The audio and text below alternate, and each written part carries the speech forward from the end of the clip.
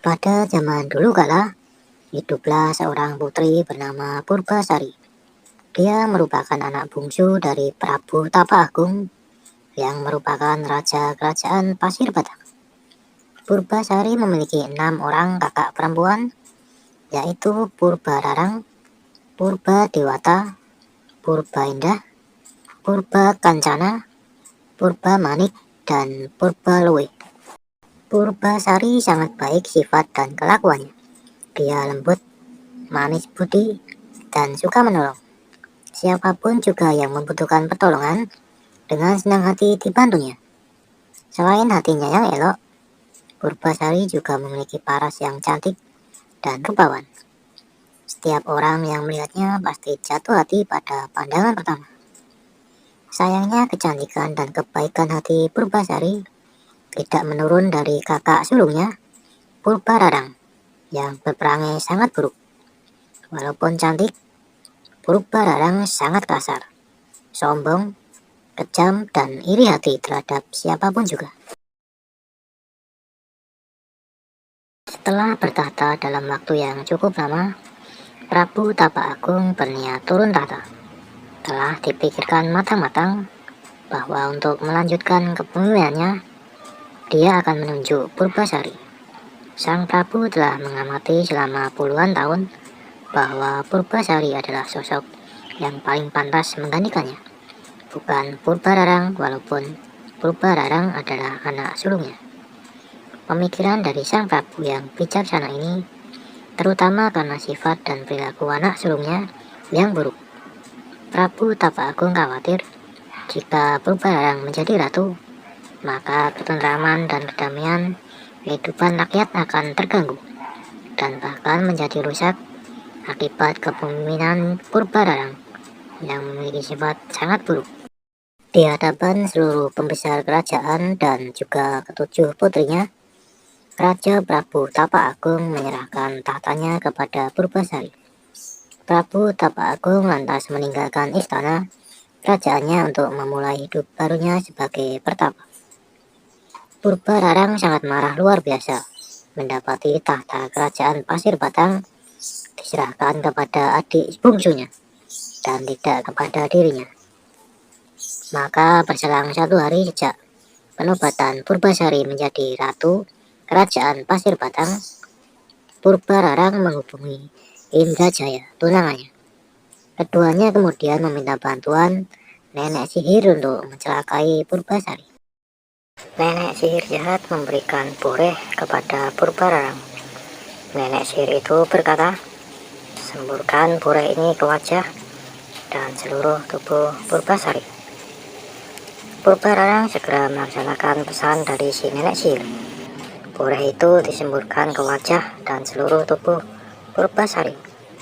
Akibatnya seluruh tubuh Purbasari bermunculan bercak-bercak hitam yang mengerikan. Dengan kondisi tersebut, Purba Rarang memiliki alasan untuk mengusir Purbasari dari istana. Orang yang dikutuk hingga memiliki penyakit mengerikan ini tidak pantas menjadi ratu kerajaan Pasir Batak. Sudah seharusnya dia diasingkan ke hutan agar penyakitnya tidak menular, kata Purba Rarang. Purba Rarang kemudian mengambil tahta kerajaan Pasir Batak. Dia memerintahkan Uwak Batara yang merupakan penasihat istana mengasingkan Purbasari ke hutan. Ketika Purbasari tengah diasingkan di hutan, terjadilah masalah besar di Kayangan. Pangeran Guruminda tidak berkenan menikah dengan bidadari Kayangan seperti yang diperintahkan Sunan Ambu ibunya.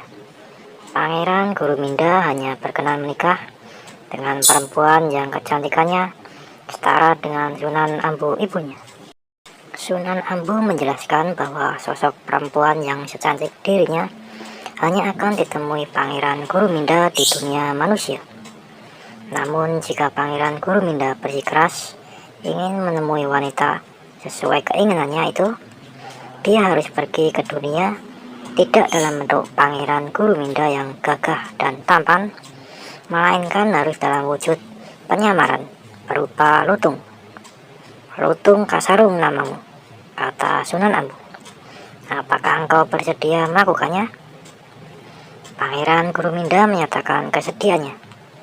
Setelah menjelma menjadi seekor lutung kasarung, Pangeran Kuruminda segera turun ke dunia manusia. Dia tiba di hutan. Dalam waktu singkat, lutung kasarung sudah menjadi raja para lutung dan kera di hutan tersebut. Lutung kasarung mengetahui keburukan dan kekejaman dari Purbararang yang bertahta sebagai ratu di kerajaan Pasir Batang. Lutung kasarung atau Pangeran Kuruminda benar-benar ingin memberi pelajaran kepada ratu yang kejam tersebut. Maka ketika dia mendengar rencana Purbararang mencari hewan kurban di hutan, Lutung kasarung membiarkan dirinya ditangkap oleh orang-orang suruhan Purbararang. Sebelum dijadikan hewan kurban, Lutung kasarung tiba-tiba mengamuk dan menimbulkan kerusakan di istana Pasir Batang. Para prajurit kerajaan Pasir Batang yang berniat menangkapnya dibuat tidak berdaya. Kalang kabut semua yang berniat meringkusnya. Lutung kasarung sepertinya menunjukkan permusuhan dengan semua prajurit kerajaan Pasir Batang. Melihat kondisi prajuritnya yang terus terdesak, Purbararang meminta Wak Batara untuk menjinakkan Lutung kasarung. Anehnya saat Wak Batara menuju ke medan laga, Lutung kasarung seperti tidak berniat menyakiti Wak Batara. Bahkan saat Wak Batara menangkapnya, Lutung kasarung tidak melawan. Purbararang segera meminta Wak Batara membuang Lutung kasarung ke hutan di mana Purbasari diasingkan. Dia menghendaki Purbasari tewas di mangsa Lutung kasarung yang dianggapnya sebagai hewan buas. Wak Batara membawa Lutung kasarung ke hutan di mana Purbasari diasingkan. Wak Batara yakin bahwa Lutung kasarung bukanlah hewan biasa. Oleh karena itu, dia memberikan pesan kepada Lutung kasarung saat mereka bertemu Purbasari. Lutung, putri yang saat ini ada di depanmu adalah putri dari Prabu Tapa Agung. Ia adalah putri yang baik hati dan seharusnya menjadi ratu kerajaan Pasir Batang. Hanya karena kekuatan jahatlah dia diasingkan dan ditersingkir ke hutan ini. Oleh karena itu, hendaklah engkau menjaga junjungan kami ini. Lutung kasarung menganggukkan kepala tanda mengerti. Maka sejak saat itu, Lutung kasarung menjadi penjaga sekaligus menjadi sahabat dekat Purbasari. Dengan hadirnya Lutung kasarung di sisinya membuat kesedihan Purbasari perlahan sirna. Dia mendapatkan sahabat yang menghibur dan melindunginya. Untuk memenuhi kebutuhan sehari-hari, Lutung kasarung memerintahkan para kera untuk membawa makanan dan buah-buahan untuk Purbasari. Kelembutan hati, kebaikan dan sifat baik Purbasari membuat Lutung kasarung semakin lama semakin sayang kepada Purbasari. Sedangkan sikap tanggung jawab, kepemimpinan, dan kecerdasan dari Lutung kasarung membuat Purbasari menjadi jatuh cinta. Semakin lama mereka merasa tidak dapat dipisahkan lagi. Tanpa diketahui Purbasari, Lutung kasarung memohon kepada ibundanya, Sunan Ambu, untuk dibuatkan taman yang indah dengan tempat pemandian untuk Purbasari. Sunan Ambu lantas memerintahkan para dewa dan para bidadari turun ke bumi untuk mewujudkan keinginan dari putranya. Para dewa dan bidadari membuatkan taman dan tempat mandi yang sangat indah untuk Purbasari. Pancurannya terbuat dari emas murni. Dinding dan lantainya terbuat dari batu pualam. Air telaga yang mengalir berasal dari telaga kecil yang murni bersih dan dengan doa-doa dari para dewa. Para dewa dan bidadari menyebut taman yang indah itu Jamban Salaka. Selain dibuatkan telaga dan taman yang indah, para bidadari menyiapkan beberapa pakaian indah untuk Purbasari. Pakaian itu sangat indah dan lembut, terbuat dari awan yang lembut dengan hiasan batu-batu permata dari dalam lautan. Tidak ada pakaian di dunia ini yang mampu menandingi keindahan pakaian Purbasari. Pada saat melihat telaga dengan pancuran yang indah, Purbasari segera berniat mandi untuk membersihkan diri. Pada saat itulah boreh kutukan yang menempel di wajah dan tubuhnya perlahan sirna. kecantikannya telah kembali. Lutung Kasarung yang melihat hal tersebut menjadi terperangah. Tidak menyangka orang yang selama ini disayangi ternyata wanita yang sangat cantik mempesona. Bahkan kecantikan Purbasari dapat mengalahkan kecantikan dari Sunan Ampel. Lutung Kasarung dan Purbasari sangat senang dengan keadaan ini. Walaupun Purbasari telah kembali ke wujudnya yang cantik rupawan, kasih sayang Purbasari terhadap Lutung Kasarung tidak berkurang, malah bisa dikatakan semakin bertambah. Kabar mengenai kembalinya kecantikan Purbasari didengar Purbararang. Purbararang tidak percaya dengan berita ini. Dia masih percaya diri karena tahu bahwa boleh yang disemburkan kepada Purbasari mengandung kutukan yang sangat jahat dan kuat. Purbararang lantas mengajak tunangannya untuk melihat kebenaran berita tersebut. Betapa kagetnya dia melihat Purbasari telah kembali ke sosoknya yang cantik rupawan. Purbasari terlihat semakin mempesona dengan balutan pakaian dari para bidadari. Purbararang khawatir telah kembalinya kecantikan adiknya Purbasari akan mengancam tahta yang saat ini dikuasainya. Dia pun memutar otak mencari cara untuk kembali menyingkirkan adiknya tersebut.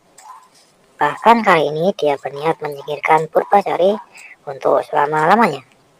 Purbararang lantas menantang Purbasari untuk beradu panjang rambut. Katanya, jika rambutku lebih panjang dibandingkan rambut Purbasari, maka leher Purbasari harus dipenggal oleh Algojo kerajaan. Purbararang menelan kekecewaan yang besar setelah terbukti rambutnya yang sebetis kalah panjang dengan rambut Purbasari yang sepanjang tumit. Purbararang sangat malu mendapati kekalahannya. Untuk menutupi kekalahannya, Purbararang mengemukakan tantangan baru untuk Purbasari. Tidak tanggung-tanggung, tantangan ini diucapkan di depan seluruh masyarakat kerajaan Pasir Batang. Dengan suara lantang agar didengar warga masyarakat, Purbararang berkata, jika wajah tunanganmu lebih tampan dibandingkan wajah tunanganku, tahta Pasir Batang akan kuserahkan kepadamu. Namun jika sebaliknya, maka engkau hendaklah merelakan lehermu dipenggal Algojo kerajaan. Purbasari paham dia tidak akan mampu menang pada tantangan kali ini. Namun cintanya kepada Lutung Kasarung membuatnya tegar. Dia menggenggam tangan Lutung Kasarung. Aku mencintaimu dan ingin engkau menjadi suamiku, ucapnya kepada Lutung Kasarung. Air mata berlinang mengalir di kedua pipinya. Lutung Kasarung membalas menggenggam tangan Purbasari, kemudian mengusap air mata di pipi putri cantik jelita itu. Purbararang tertawa terbahak-bahak. Monyet hitam itu tunanganmu? Iya, jawab Purbasari lantang dan mantap. Sebelum Purbararang memerintahkan Algojo untuk memenggal Purbasari, Lutung Kasarung tiba-tiba duduk bersila dengan mata terpejam. Mulutnya terlihat komat kamit. Tiba-tiba asap tebal menyelimuti tubuh Lutung Kasarung. Tidak dalam waktu yang lama, asap tebal menghilang dan sosok Lutung Kasarung dengan wajah jelek menghilang seiring berlalunya asap pekat. Berganti dengan sosok Pangeran Guruminda yang sangat tampan dan gagah. Terperanjatlah semua yang hadir di tempat itu mendapati keajaiban yang luar biasa tersebut. Betapa tampannya Pangeran Guruminda, bahkan sangat jauh melebihi ketampanan Indrajaya, tunangan dari Purbararang. Pangeran Guruminda lantas mengumumkan bahwa Ratu Kerajaan Pasir Batang yang sebenarnya adalah Purbasari. Purbararang telah mengalami kekalahan dari tantangan yang dibuatnya sendiri. Dalam kondisi seperti itu, Purbararang tidak dapat menyangkal dan mau tidak mau mengakui kekalahannya. Tidak ada lagi yang dapat diperbuatnya selain menyerahkan tahta kerajaan Pasir Batang kepada adiknya Purbasari. Dia pun memohon ampun atas kejahatan yang telah dilakukannya bersama Indrajaya tunangannya. Dengan kebaikan hatinya, Purbasari memaafkan kesalahan kakak sulungnya itu. Sejak saat itu, Purbasari kembali bertahta sebagai ratu. Segenap rakyat sangat gembira menyambut ratu mereka yang baru, dan sekaligus terlepas dari belenggu pemerintahan Purbalarang yang jahat. Mereka semakin berbahagia mengetahui bahwa ratu mereka Purbasari menikah dengan Pangeran Guruminda yang tampan dan gagah.